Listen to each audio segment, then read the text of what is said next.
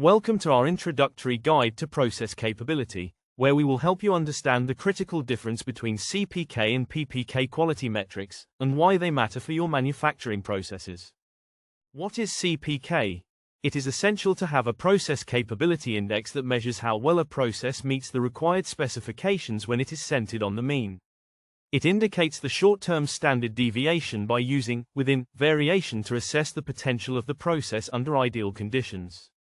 It is therefore an ideal state measurement that provides a snapshot of what the best is that your process could achieve. What is PPK then?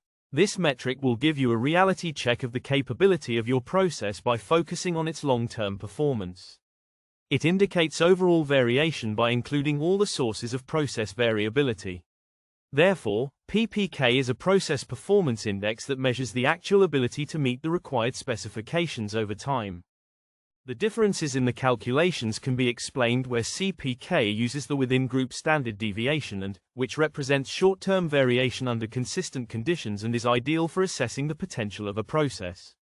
The PPK calculation, on the other hand, uses the overall process standard deviation, which includes the capturing of all variation sources, including drift.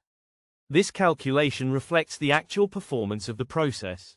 When do the CPK and PPK results diverge?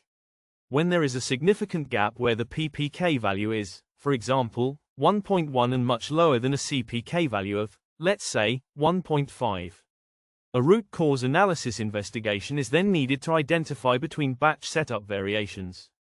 A formal process improvement needs to be initiated to then address the sources of systemic variation. These are critical process capability metrics that are often used during the process of qualifying a specific process, where we use CPK for the initial capability assessment. During the ongoing monitoring of a process, we also track the PPK to determine the long-term performance of the process, and when we do specific quality improvements, we do a comparison between the two metrics to identify if there is any drift present in the process. When we do reporting on compliance, we usually document both metrics for regulatory requirements. Why do these metrics actually matter?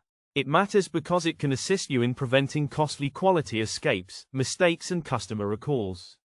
These metrics, as mentioned before, can assist you in meeting industry standards and requirements, therefore complying with regulations, and also give insight into specific processes where you would be able to identify hidden instability sources.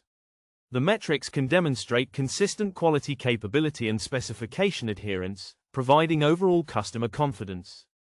So, what can we now take away from knowing about these capability metrics? It shows us that the CPK value shows the short-term capability, and the PPK value shows the long-term performance of any process. They both complement each other, as you can use both to get a complete process understanding, and neither tells the full story alone. A large gap between the CPK and PPK values indicates that a process is not stable and you would need to address the causes for systemic variation. This is always critical when you focus on any improvement.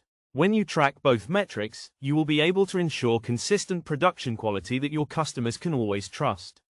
If you found value in the information I shared, please like and subscribe, and join me in the next video.